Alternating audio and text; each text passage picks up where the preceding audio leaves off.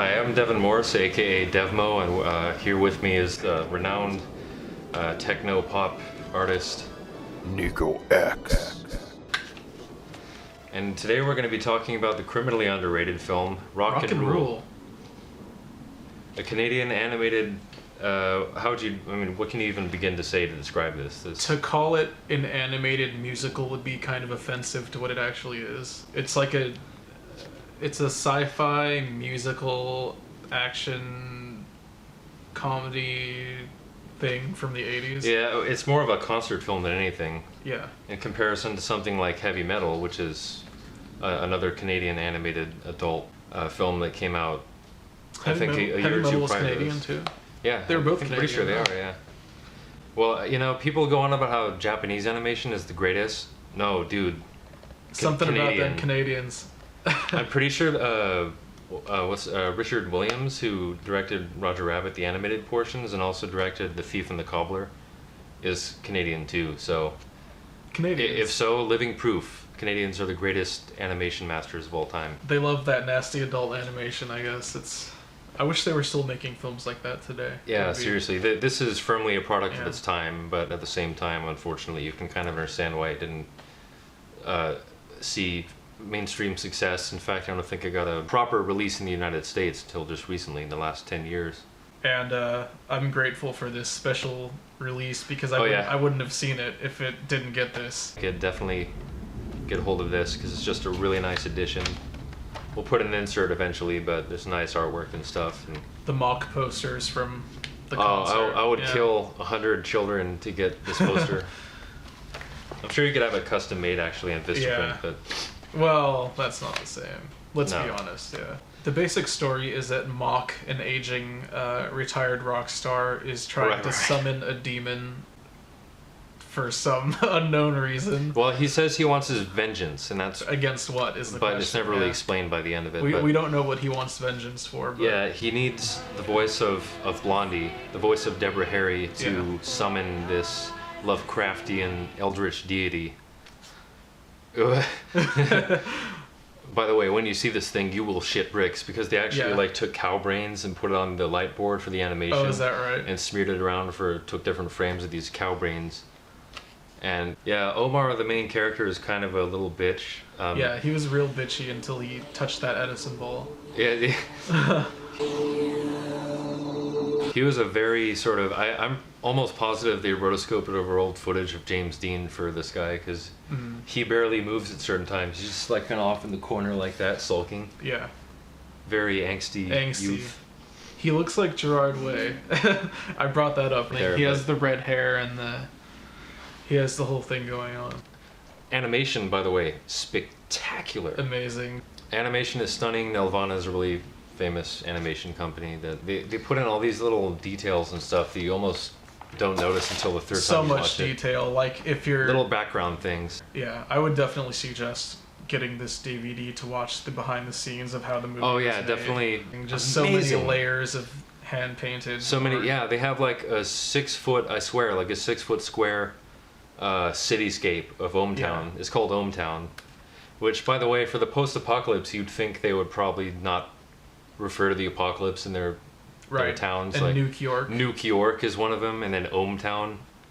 I don't You'd know. think they'd have no record of New York existing, but apparently It's like they do. It's like when they rebuild Nagasaki or something, they call it Nukeville or something. But yeah, New York is still a thing. Cars and modern society is still yeah. firmly in place, except the people are actually like rodents or mutant They're mutated rodents, I guess. dogs, yeah, rats, and cats. And in they're- this world, in this future, they've just caught up to the 80s. yes, so- yes, Yeah, they have guitars and crazy Guitars jackets in the like this future. one. I wore this for the occasion. yeah. I was gonna dress as a homeless person, which wouldn't have tied in quite as nicely as your outfit. But there was that Oh. bag lady who all her clothes Yeah, fell all off her clothes. mysteriously. Yeah.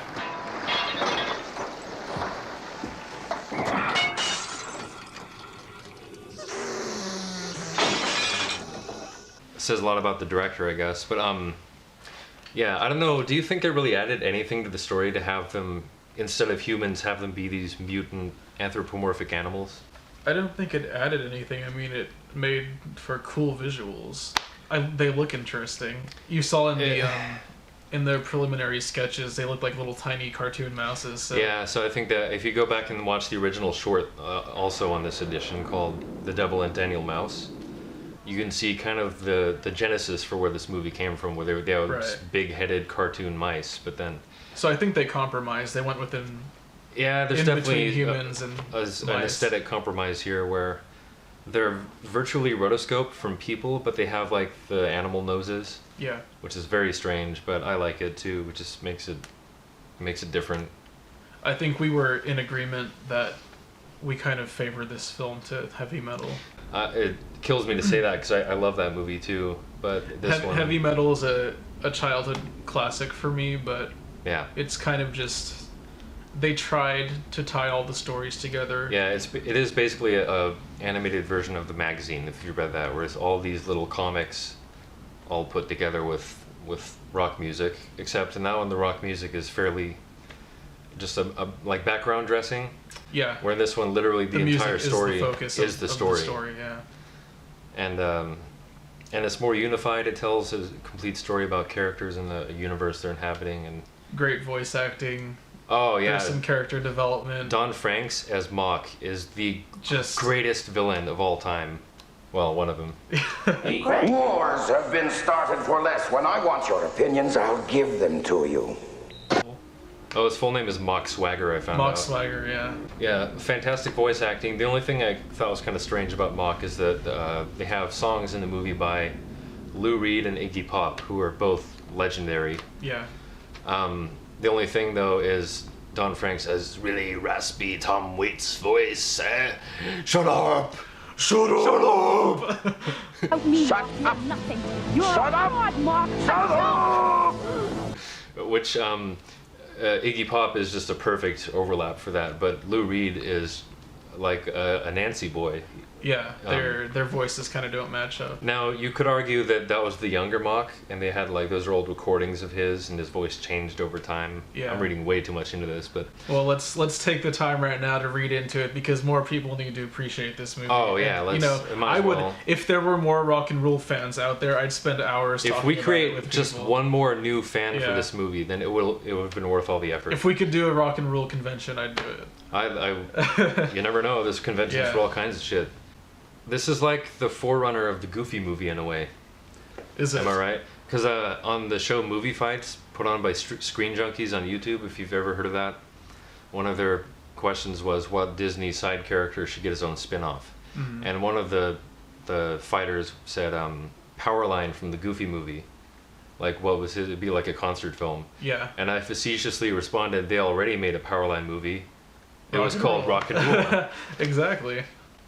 I mean, this is almost like the anti-Disney, though. This is like, I could almost see this being done by Warner Brothers or something, where it's just got that edge to it. Yeah. I wish there were more adult animated films these days. That's Yeah, kind of yeah, something yeah. that went away with the 80s. And when we say adult, this isn't like Not- R-rated. This is not like heavy Yeah. metal. There's just tits and violence everywhere. This is more. I like, don't mean XXX adult. I mean like mature. Yeah, animated it's rated films. PG. Yeah. But it's like PG for the 80s in yes, Canada. 80s PG. 80s Canada PG. So there's kind of adult references like Yeah. drugs and risque stuff, but You know, Canada's all- always at least 10 years ahead of us. oh yeah, for sure. They were in the 90s already when they well, made this. the risque adult elements are all in context, though. It's not like they Yeah. just not like heavy metal. Where they just threw that crap in there to warrant an R rating because that's what people are expecting from the magazines. Everything just seems to make sense. Yeah, like for example, not to spoil anything, but when they're in the club and Cinderella's Oh, enormous yeah. ass is presented, Yes. there's a reason for showing her ass. One of the best so- parts of the movie is the side characters, and they have these sidekicks called the Schlepper siblings, Yeah, who all travel by roller skates for some reason. they're like enormous pit bull people. Oh, I don't know they're what species they're fabulous. they are. I love but them. yeah, Probably pit bulls or something. something like that. Not to be confused with the singer Pitbull. No. But yeah, well, it's a club in a dingy city, and that's all you need to know. There's drugs, there's ass and tits and ass. There's one of my favorite songs in the film by Earth, Wind and Fire. Oh, yeah, that's- Dance, Dance, Dance.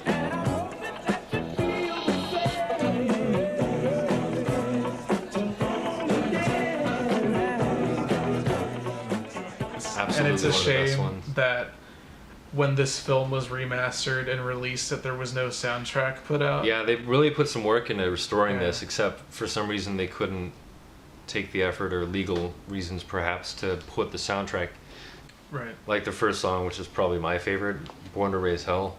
Omar's song before he stormed out because he didn't want to hear Angels.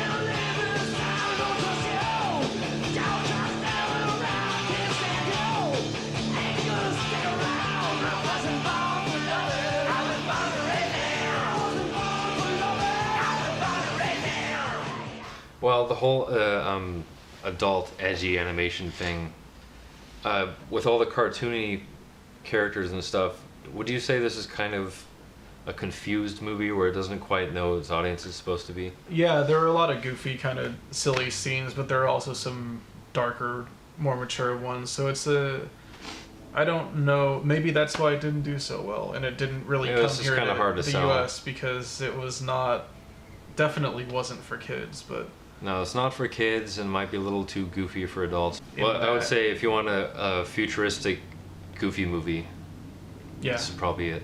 Think Escape from New York, but with Goofy and friends.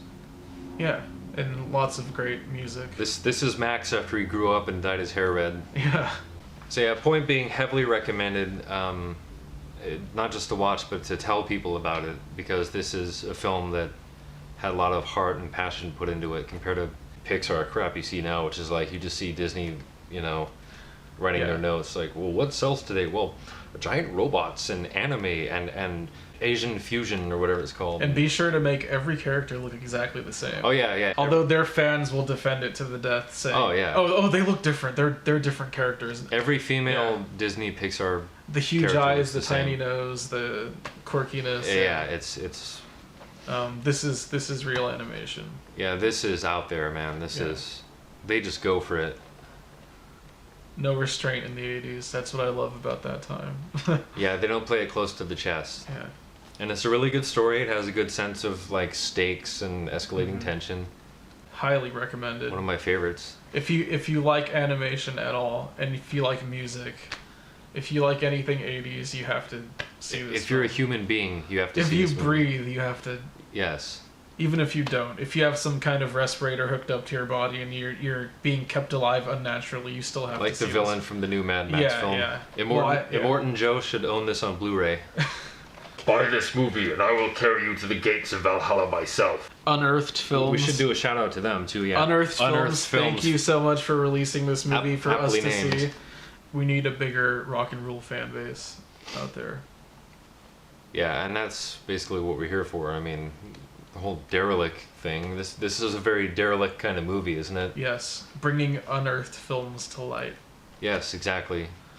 This is Not the company, but actual Unearthed Films, like films Yes. that aren't appreciated enough. Yeah, this got the proper treatment it deserved, but not Mm-hmm. the recognition, which is a shame.